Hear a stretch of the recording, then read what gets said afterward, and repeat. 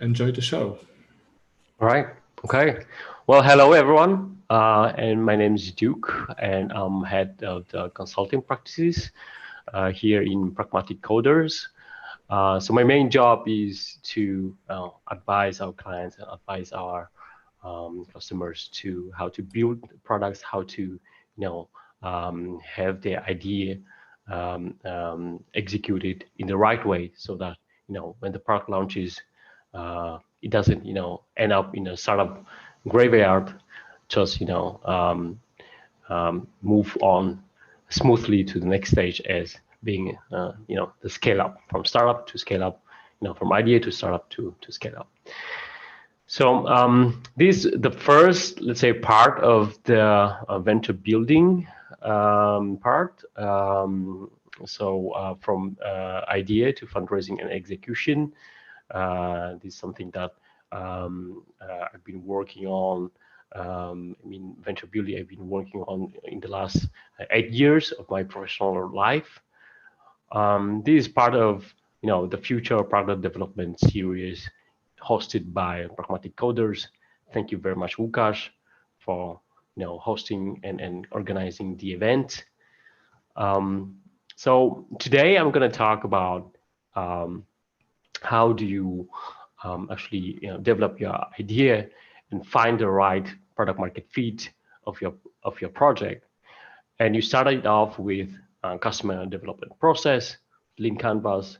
I'm going to show you some tools to efficiently develop that and iterate on your on a product idea.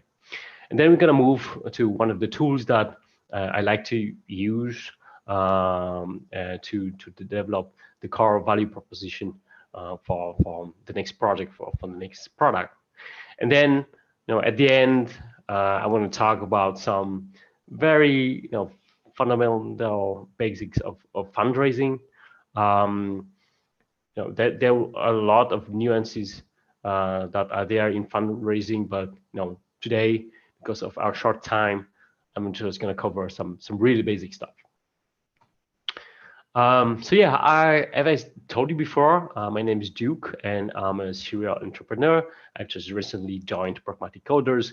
I have more than 8 years of professional experience building startups and raising capital for my startups, and I have successfully one exit under my belt. So here today is also Łukasz, who's the chief of marketing in Pragmatic Coders. Now, Łukasz, something about yourself. Hello, everyone. I am your host for today. All right. So Łukasz here helps us in Pragmatic Coders with all the marketing optimization and building the right marketing funnel to give us more and more clients and to onboard them in the right way. So I'm going to talk about shortly about myself and the ventures that I did. Well, here's a picture with my family. I have 3 kids. I've been living in Poland for more than 27 years. So I was born. I am originally from Vietnam, and I moved here when I was 5 years old. I love Poland, and the country is great with great weather, and there are a lot of opportunities building startups right here in Central Europe if you have the right team and you have the right way mindset to go after even international VCs and private equities to raise money. So it doesn't matter where you start. It's important that you have the mindset of like international mindset, launch your product with the vision to expand worldwide from day one, and that is something that I think a lot of Polish startups are afraid of, and that's why maybe you haven't heard about many successful Polish startups. The reason is that it's just about the perspective of expanding your product into international market. So I myself, my first venture was mybase.com. It was an online marketplace for up and coming brands. So young designers who have their own brand, who wish to sell in an online marketplace. We had 3,000 sellers, and we had more than $100,000 of turnover each month, and we raised for that startup $1.5 million to a venture capital company. After that, I moved on to develop and grow Ryzen, which was a 40 people Python software development company, and which was acquired by NetGuru, another software development company from Poland, who boasts now, I think, more than 800 people on their 800 employees. In the meantime, when I was also launching Ryzen, I had another startup, which is iMeshop.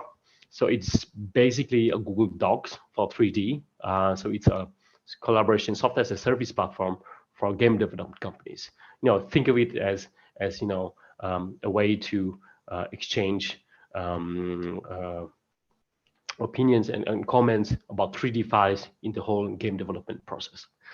Unfortunately, the project is discontinued, and I hope that someday someone will also take this idea and further grow on that idea, because I truly believe that there's a lot of things that still need to be done in the 3D collaboration space, especially for game development.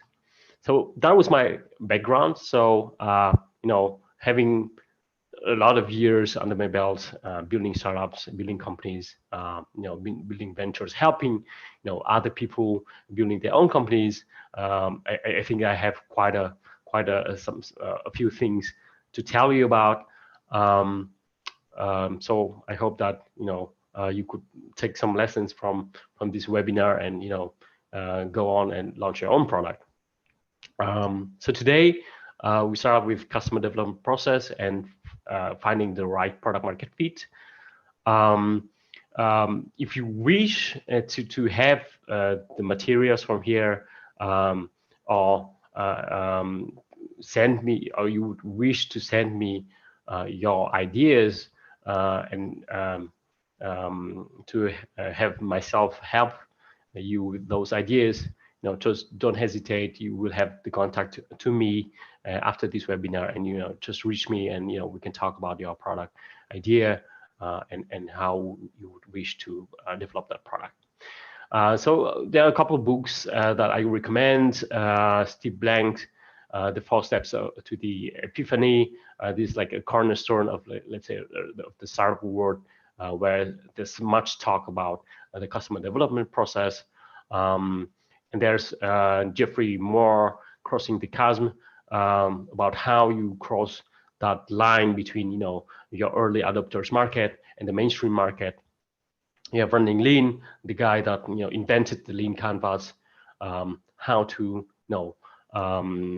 execute your idea and have that iterative mindset to test and develop your idea.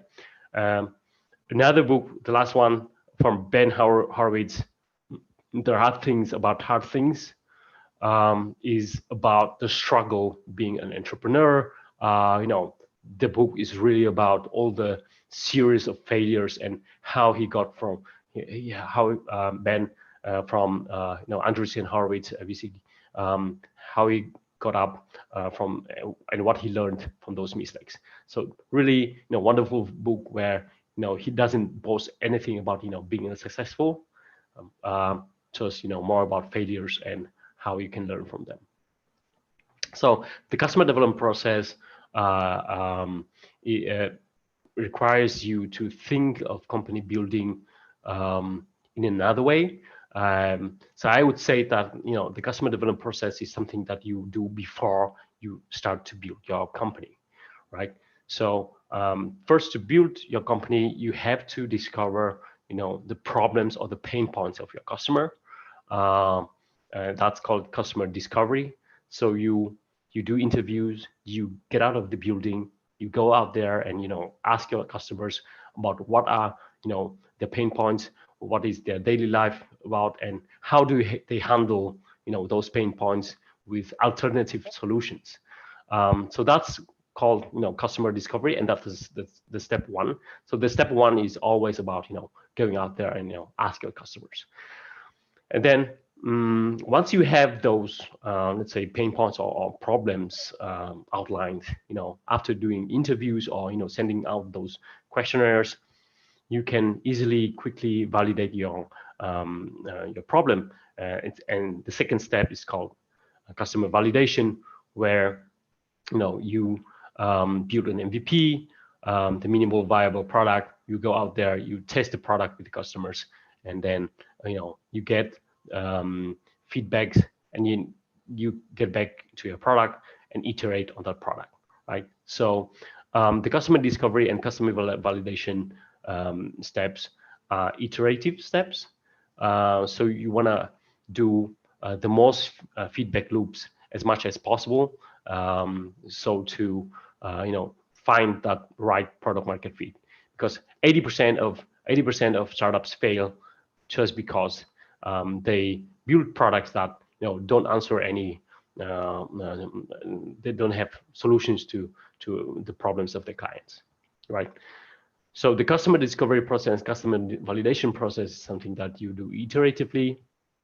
And then once you have your customer validated, and you have the value of the product that you could deliver to the clients, you finally achieve the state where you know your customer, what is his pain point and what he needs, and that is something that you can start scaling on, right? So after product market fit, after crossing the chasm of early adopters, this is something that you do to make your company grow, is that you define that customer, find the niche, and grow your company. And that this is something that this is the step where you start growing your organization, you scale it, HR processes, finance processes.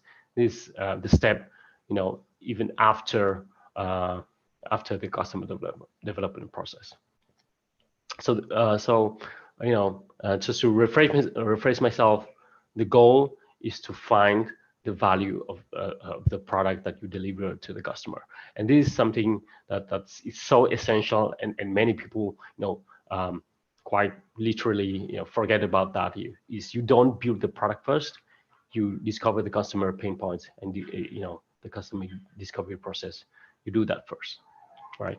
So I talked about the chasm, and this is something that this is, let's say, the second step where a lot of startups fail, and they go straight to those startup graveyards, is how you cross the line between launching your product among the early adopters and to the mainstream market, right? So at the very beginning, you want to focus on the very small niche and dominate that niche. One, because you have limited resources as a startup, and two is that it enables you to focus more on that particular segment of the market. The perfect example being Facebook, where they launched first in Harvard dorm, and that was a very small niche, just geographically and demographically homogeneous group of students. After a few years, they launched Facebook worldwide, going to the mainstream market, right? So one of the tools that you could use in determining your perfect, let's say, customer profile is using something called persona. So a persona is a customer segment that is ideal. It would be an ideal user of your product, right?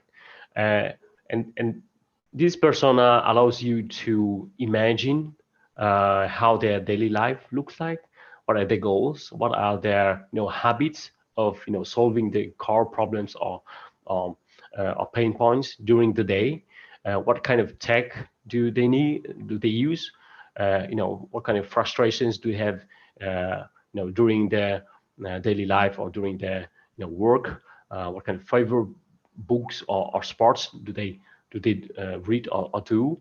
And it certainly has to be, a person has to be named and perfectly. It would be perfect to have a, like a, let's say, a photo of that persona, so that you could easily imagine how that person interacts with your product during the day.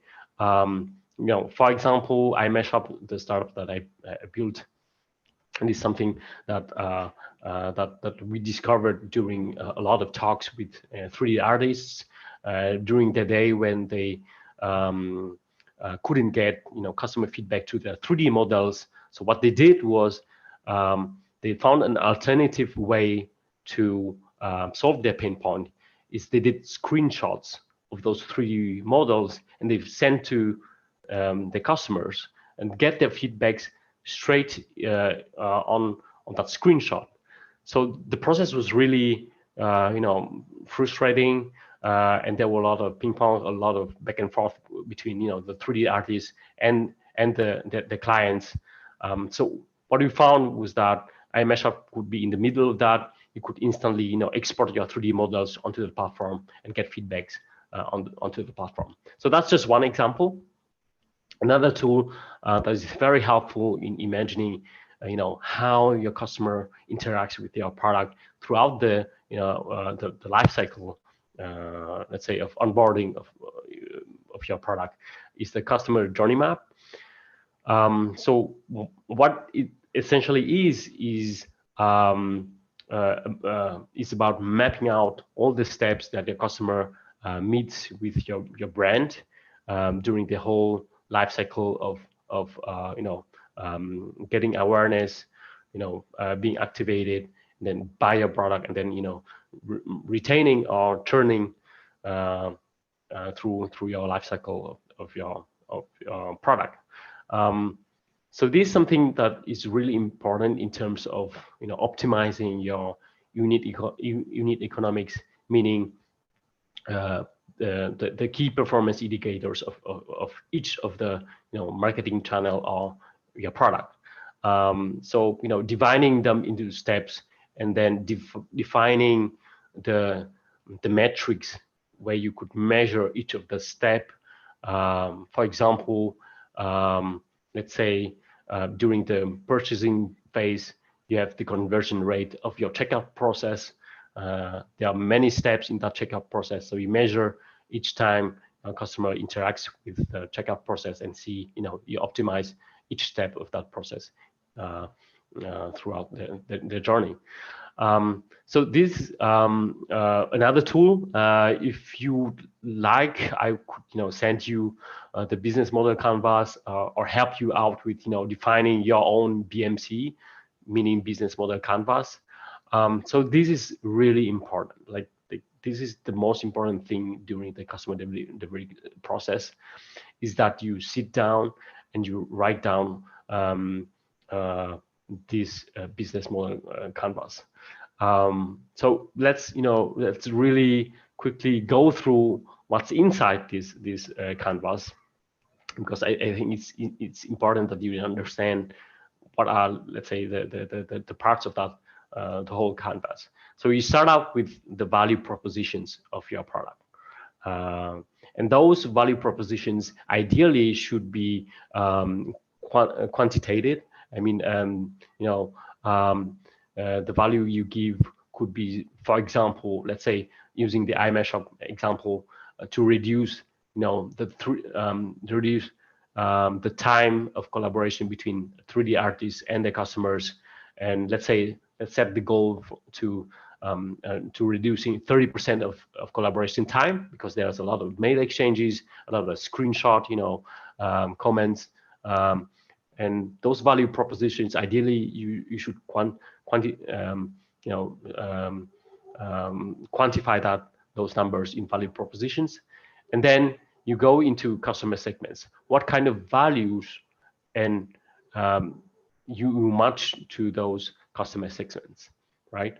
So let's say with iMeshap example, the customer segments could be, game development companies that do their own games, or game development outsourcing, or outsourcing companies that do development for the clients who are the owners of the licenses of those games. So we have value propositions and the matching customer segments that could use your product. And then having those two ties filled out, you think about the channels and the customer relationship. How do you maintain relationship with that customer? Do you provide them newsletters? Do you provide them, the social media accounts so that they could stay in touch with you? And what kind of channels you plan to acquire those customers? Are those AdWords, Facebook, or PR, public relations initiatives? Those are the things that connect those value propositions to your customer segments, right? So this is the most important part of the business model canvas, is to think about those value propositions and the customer segments. And then on the left side, you have key partners who could help you out in achieving your goals of building your business. This could be your IT partner company or consulting company, which I believe Pragmatic Coders is both. I think we could help you strategize your product execution and go-to-market strategy and build your software. So those are the key partners that could enable your idea to become a company. And then apart from key partners, you have key activities and key resources. Key activities being things that you should do from day one to enable your company to survive or to grow further on. Key activities meaning developing the minimal viable product that could reach first 5,000 customers. Always remember about quantifying those numbers in those ties. Key resources, it could be a team of 5 developers, front-end developers or back-end developers, who you could use to develop your first software project. And then all those things are the foundation of your business, of your projects. And once you have that foundation, you could think of the cost structure. What kind of cost do you incur during the launch of your product? And then what kind of revenue streams you could get from the business. So the idea is that it's better to formulate the problem, the pain point of the customer early during the days of your company building activities, than just launching your product that you think that would answer to those pain points of the customer. It's better to just go out there, ask the customers, and go out of the building as much as you can and iterate on your product idea, right? So remember about interviewing the customers. You could use a lot of tools available on the market, such as Qualtrics, Google questionnaire, or SurveyMonkey. You could easily build out those questionnaires and send that out to your ideal customer.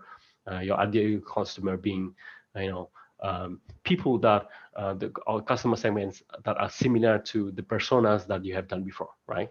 So there is a lot of homework for you to do. I hope that I don't give you too much, let's say, too many tools out there. But truthfully, if you are serious about launching your startup, you should think about taking all those steps to ensure that you end up in a startup graveyard. Another thing to remember is how large your market is. This is something that a lot of VCs and investors or business angels, they ask about, is how large is your market, right? So there's a standard model of how you could think of that of the market, is that you start out with the total available market, let's say the total market size of all the LED market, right? And then you narrow it down to a serviceable available market. So let's say example being, from that total LED market, how much is the market of the total living colors LED market, right?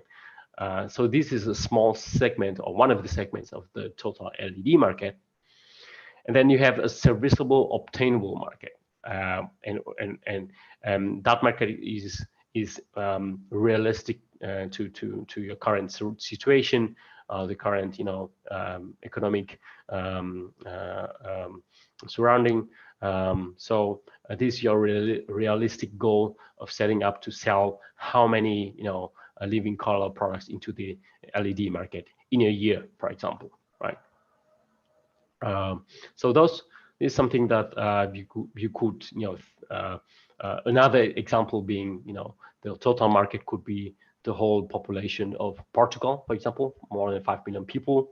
The interest base, the serviceable addressable market could be 2% of that, the whole population, and then you could quantify how much euros per month you could charge those people, and you could derive the serviceable obtainable market at the end, right? Remember this. The BMC is something that you don't do it once. You do it every time, every quarter, or every half year. It's basically a snapshot of your project or of your company, and because being at the very beginning of your company building process, a lot of things change, a lot of value propositions change, customer segments change, your key partners change. You have to make sure that your BMC is most up to date. So you have to iterate on the BMC a lot, and I can't stress that enough, because business circumstances, they change a lot, and you have to be flexible to adapt to those changes. Even larger companies should do that. Bigger corporations such as Airbnb, Uber, or WeWork, they all have to adapt to the current situation of, for example, of the pandemic, right? And before we move on to the new section, I would like to wrap up the first part. So you stressed already that the business model canvas is something you need to do repetitively. And one of the questions I've got before the webinar was, do you do that business model canvas on your own, or is it a group exercise with your fellow leaders? What's your advice here, Duke? So what I did was I had my co-founders, and we if you have a co-founder, it's important that you all have the same goals and are at the same stage, because the technical co-founders and the business co-founders are totally different, let's say, people, but it's important that they sit together and we sit together as a group, and to do it with your co-founders or your most important employees. So that's a group effort. The BMC is a group effort. The persona is a group effort. The beachhead value proposition, what I'm going to talk about here, is a group effort. So it's very rare to see single founders of companies, and I don't say it's impossible, but it's very rare. And as biggest accelerators, Y Combinator, they more than often they invest in the companies that have multiple co-founders, because the stress and the up and downs and the failure rate is so high that you have to make sure that you have people that could support you in the the hardest moments. Okay, that's excellent. Thank you. And just last question in that matter: how much time you spent on making BMC? Is it a half-day exercise, or shorter or longer? Yeah, you could do that in a few hours of brainstorming, really. Okay, thank you. I have no more questions about this section, right. so please, Cool. please continue. All right, so yeah, let's move on to the next tool, the beachhead value proposition. Remember, those are all tools. Those are things that would help you in developing your idea and choosing the right go-to-market strategy. But never underestimate the, let's say, the human emotional side of that, all those exercises. Is that it's always better to use those tools, but it's even better to meet your customers, have, let's say, a talk with dozens of them before launching your business. You will understand them more, and that would translate to your future project success. So the beachhead value proposition is actually pretty simple. You define the problem. That's the first step. The second step is you think about who had that problem again and again. Remember that those problems that you're trying to solve, they have to be repeatable or repetitive, so that you could grow your product further on, apart from that niche market. Third step, who of these people find alternative solutions inadequate, right? So the perfect example being, iMeshop, my previous venture, is that the 3D artists, they actually use screenshots of those 3D models instead of sending those 3D models to their clients, because there was no other tool to do that, apart from the screenshot. So that was a perfect example of solutions that were alternative solutions, but they were so frustrating that people would go out there and find another solution that would be much better. The fourth step, who of these have the skills or preconditions to use your product, right? So think about skills that people would have to, or the onboarding process that they would have to go through to be able to use your product. And that's something very important, is that apart from building the product, you have to teach people using your product. I think this is very important when you are.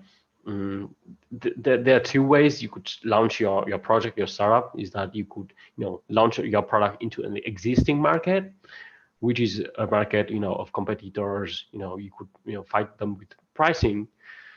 But you could either, you could also think about, new ways. You could discover a new market, right? So I think Airbnb is a perfect example of, finding the new market, people's homes to rent to individuals who are not, corporate employees. And I think the profiles of Booking.com and Airbnb is completely different, because Airbnb just discovered a new market, right? But they had to onboard those homeowners for them to and educate them along the way to be able to use their product, right? So here's an example of sunglasses, right? A very simple example. The problem is that you are exposed to the light a lot. Who have that problem again and again? Actors, pilots, gardeners, lifeguards, right? All day they are exposed to the sunlight, right? And actors and pilots, back in the days when the first sunglasses appeared, the alternative was wearing a hat, right?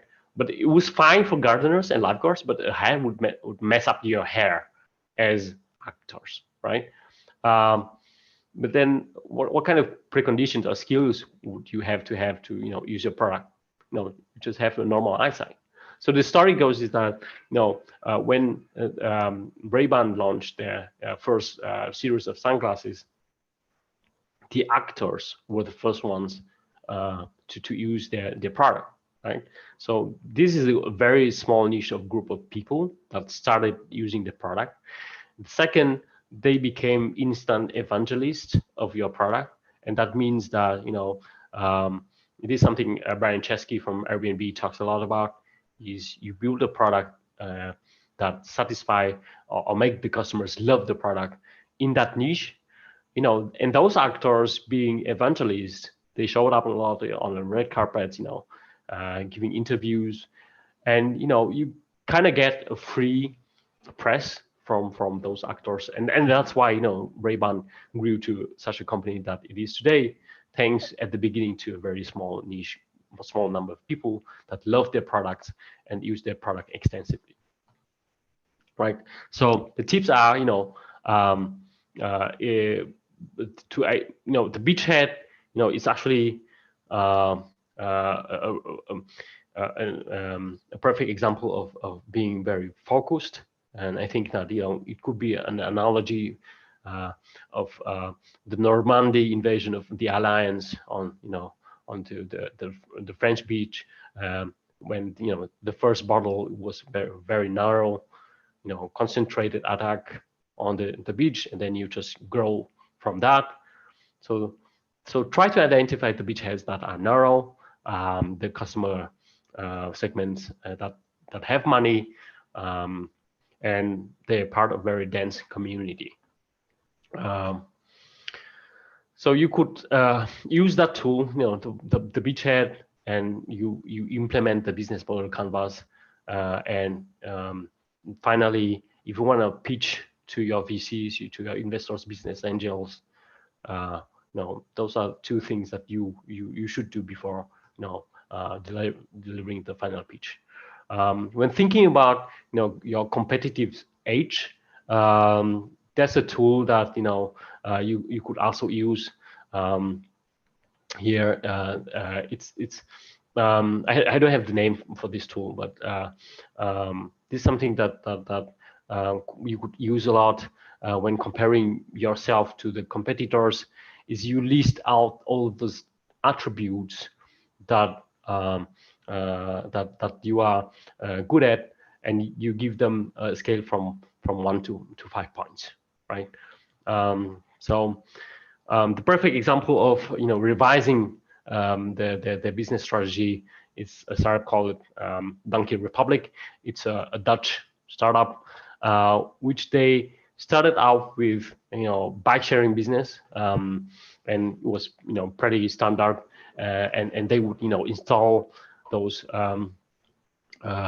bikes along with dogs in the most famous tourist spots in Amsterdam and Rotterdam, but there was a huge competition. So there were other bike sharing companies, scooter renting, starting out. So they changed their strategy, and looking at what kind of advantages they have developed during their days. One is the software to manage the fleet. That is something that they built in-house, and they had already built it. And the second is the hardware that was installed on all those bikes that they shared. So what they took were the two most essential, let's say, attributes or values, and they took that out, and then they just installed it in another customer segment, being rental shops, just brick and mortar, moms and pops rental shops that were across the whole Netherlands. And what they gave them is, one is the software platform, and two is the hardware to connect to the bikes that were rented. You help all those other entrepreneurs to implement your product, and that's how they there was a nice trick to, let's say, launch your product into the already crowded market. So they started out with how easy the location of the bikes were. The dogs are pretty, let's say, not very a good way to for tourists to go around, and then having to docks and finding those dock stations is very troublesome. Availability, you have all those rental shops across Netherlands, so there were a lot of availability on hand. The price being for those rental shops, it was software as a service, so they just subscribe to a number of devices, and how much data it would crunch the price based on that. It was very flexible, meaning that that hardware could be installed on any bike, and the software that is managing your whole fleet it could be also installed everywhere. If you couple that with amazing support and assistance, having your field, let's say, employees going out to the rental shops and install those hardware onto the bikes, it's a really nice onboarding process that enable those entrepreneurs or rental shops to come back with you and using your product again and again and again. And then it's a nice inspiration for those rental shops to be changing from their 1.0 business model to 2.0 business model, more based on hardware and IoT and data analytics. We have like I think 20 minutes, right? So ask the questions of what the product is. So what is your product? Who the product is relevant for? When the product is relevant? Which benefits the product has? What value the product gives? How the product is unique from competition? And what are the costs or investment of the product, right? So all those questions you can answer with just one sentence. So a perfect example is a portable radio that was invented long ago in the United States. The first company that launched the radio, the portable radio, had trouble identifying the market. So they launched the product among the teenagers, and those teenagers were the perfect group of people that would use the product again and again, because at that time the product, the radio, was mainly used by men in the households. So the main, let's say, media, the content flowing through that radio was mainly news and political news. There was no music. So the man being the let's say in the household was the main, let's say, customer of that radio.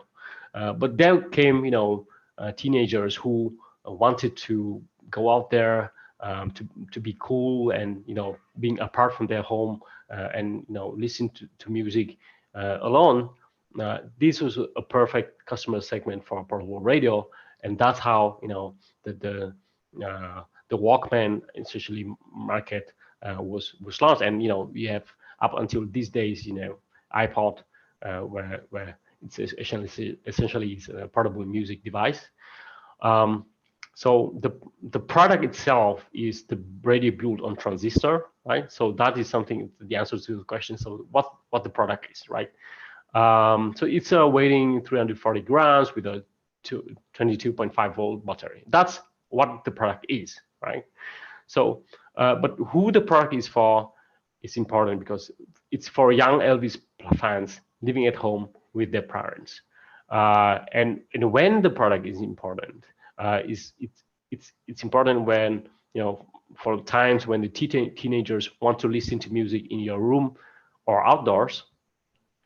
And I think this the most important thing is like which benefits of the product has, right? So apart from you have to differentiate between the attributes of the product being weighing 340 grams to 22.5 volt battery with the values that it delivers, right? So the value is that it is easy to carry around, and the battery gives you 12 hours of radio time, right? Those are the values that the actual product gives, that would enable the teenagers to go out there being cool, listen to the music, and have a long battery life. And The value here is that it gives you the freedom to listen to Elvis whenever you want or wherever you want, like without asking your parents for permission. You don't have to fight for that radio with your father again.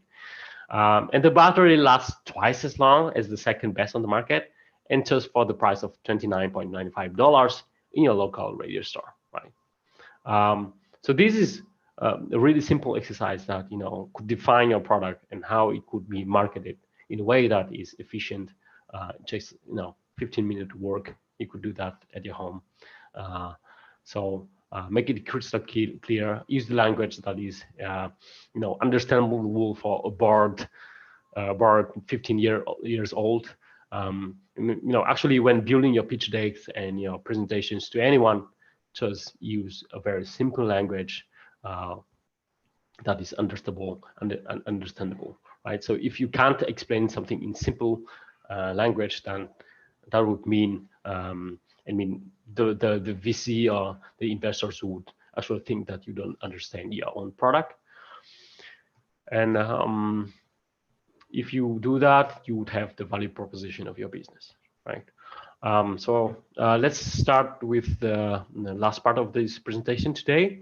The very basic of fundraising is that you never raise a funding round on your first meeting or your first presentation.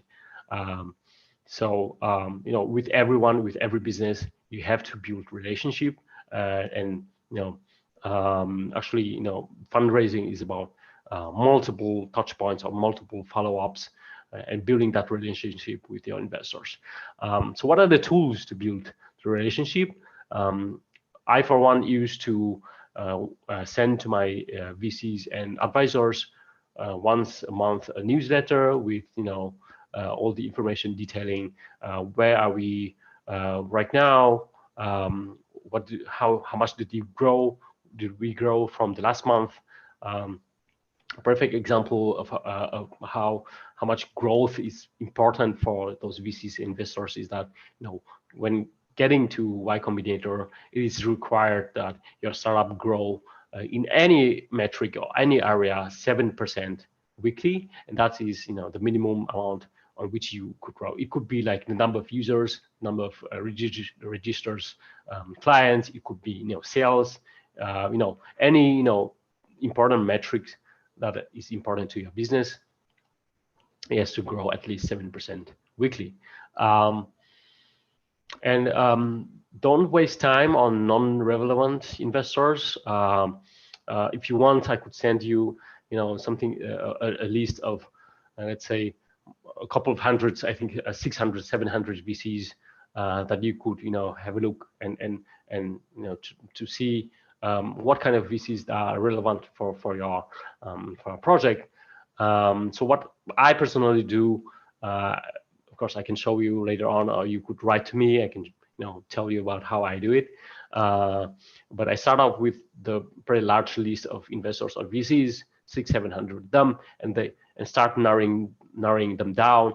What kind of businesses do they invest into? Is that software as a service, marketplaces, or IoT?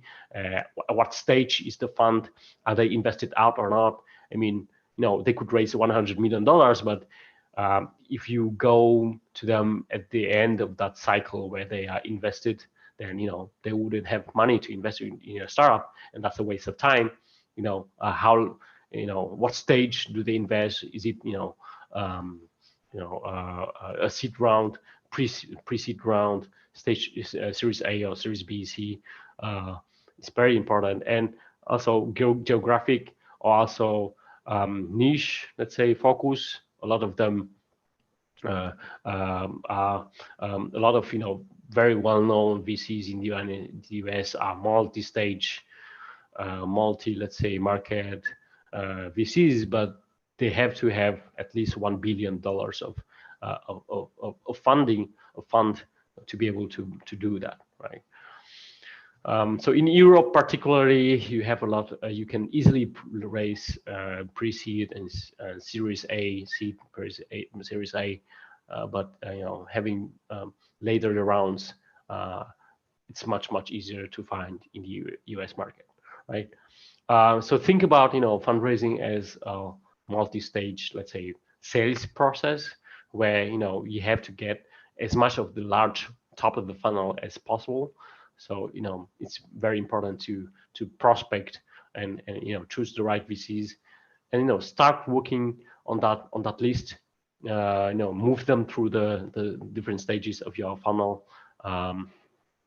Find the people who are connected to that VCs, find the right partner who in that VC, find in your network people that are connected to those VCs, and ask them for intros.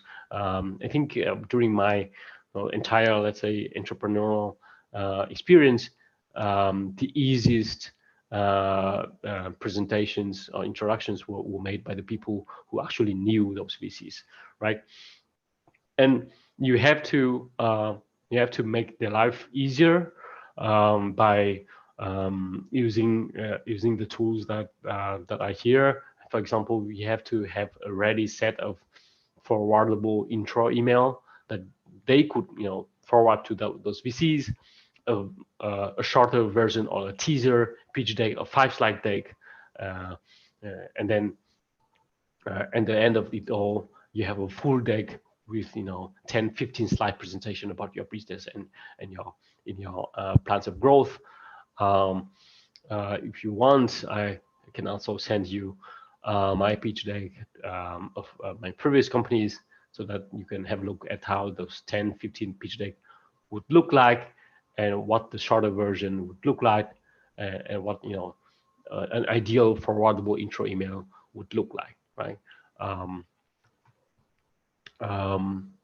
So I'm not going to talk a lot about financial projections. This is something that actually a lot of pre-seed or seed investors, they don't ask that much, but I think building business all about money, revenue.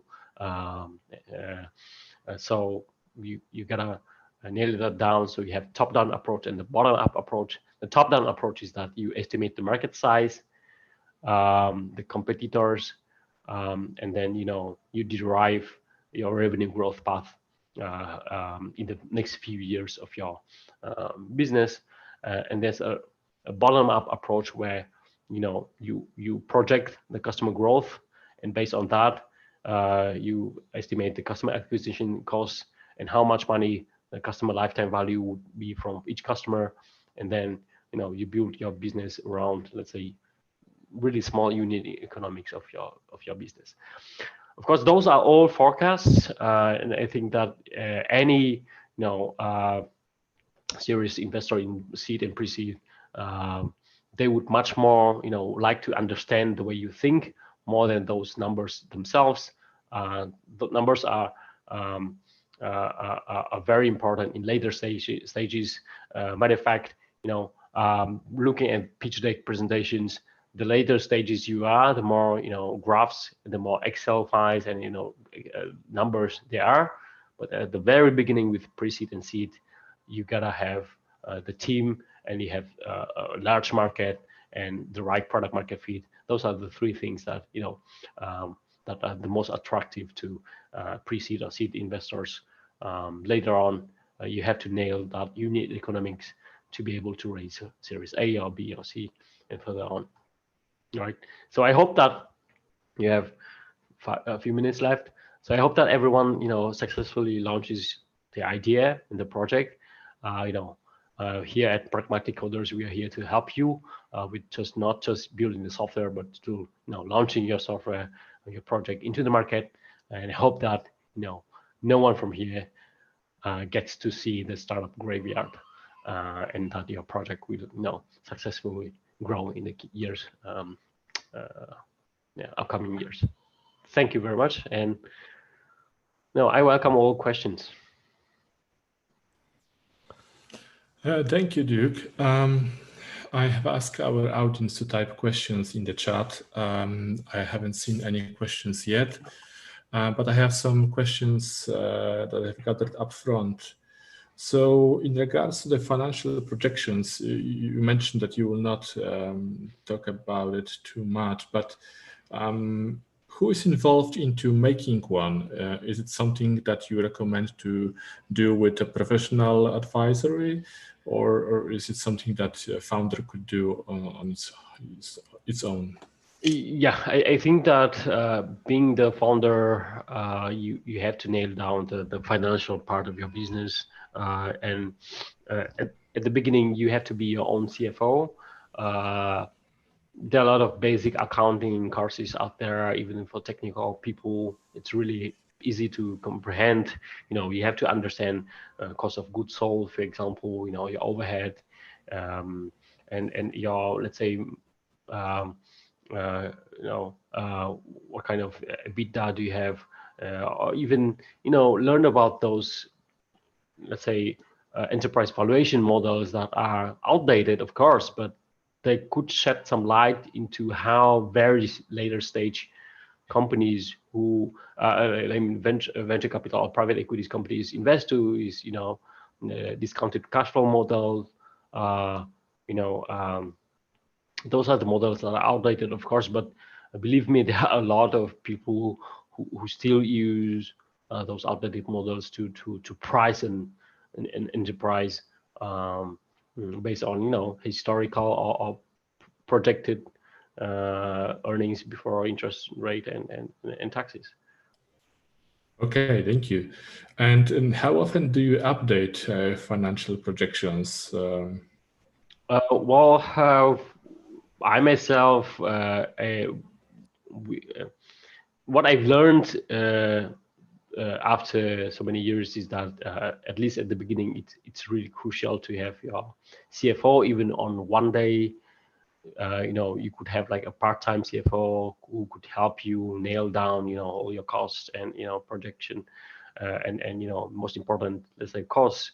I think cost controlling is something that startups should take it very seriously from the beginning. Once you take the investment from the investors, you could easily spend that money, and really there should be some kind of process or control of the funding, and it's very important to involve some kind of CFO position at the beginning.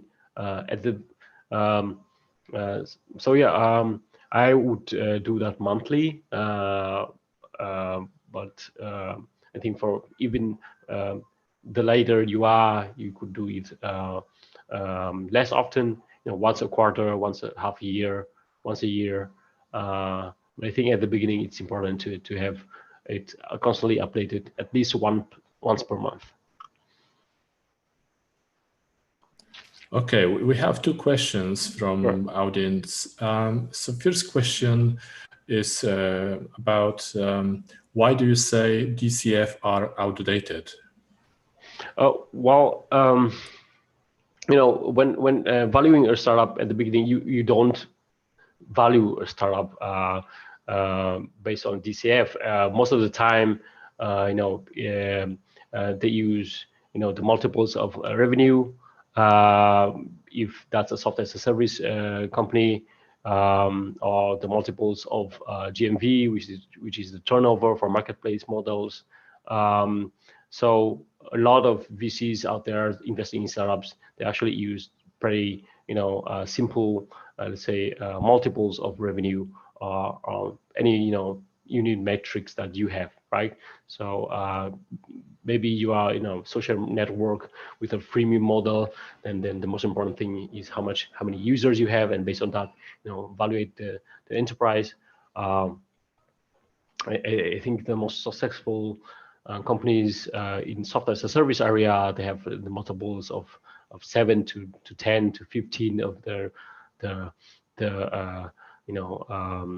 recurring revenue, yearly recurring annual recurring revenue, so ARR. Airbnb, I think they had like when they first did fundraising, they had the multiple of 15, maybe 50. I'm sorry, 50 of their let's say annual recurring revenue, or GMV. No, the important thing is that at the very beginning, no one, I think, I know a lot of Polish VCs, the people that are after, let's say, financial courses or MBAs, they use DCF, but you can't value the enterprise which has no historic, let's say, records, right? So use DCF when you have a certain, let's say, at least I think a couple of years of history to be able to project that, cash flow into the future. So DCF is something that really is not usable in, let's say, startup world. Okay, there's some further comment about DCF. DCF is future cash flows and cross-validated by multiples. I think we can continue that subject for a while, but apologies, I skipped one question. It's a spot-on question from UK. So the question is following. I'm interested in a product that starts with writers in the UK. I believe there are around 100,000 writers in the UK. Is that a big enough niche to create a product for? Well, when talking with the US VCs, they would certainly invest into businesses that could grow easily in let's say 10 years into $1 billion of yearly revenue company, right? So if you have 100,000 writers and you could dominate that market with let's say, I know, a subscription model of your service with $5 per month, that would mean that $500,000 you could generate monthly on a very optimistic scenario, which could translate to $6 million of yearly revenue. And if you could multiple that to have a multiple of 5, 6 of your enterprise value, then you could easily arrive at $35 million enterprise value, and that would certainly be a very good market or customer segment to focus at the beginning. But if we speak about 5 million or 10 million writers in the Europe or even more worldwide, then yes, of course that would be very interesting for the VCs to invest into. But as I said before, it's very important to focus on the market niche. So if you have those 100,000 writers in the UK, right, I believe that's a very good market. Okay, there are no more questions on the chat. So just to wrap up, it was a great presentation. That's what people feel, what I can read in the comments. Thank you for simple but relevant examples of sunglasses and bikes and radios. And it was very engaging. So thank you for that, Duke. I can see that you have one last slide to share with the audience. Yeah, this is my contact to duke.vu.hoang at pragmaticoders.com. You can send me questions. I'm more than happy to help you guys. And I can add that slides will be available at our group on LinkedIn, and this webinar will be available on our YouTube channel. So thank you very much. Thank you, and I would like to invite you for the next episodes of Venture Building. Yes, stay tuned. We will announce next episode shortly. Thank you very much. Thank you. Bye. Bye.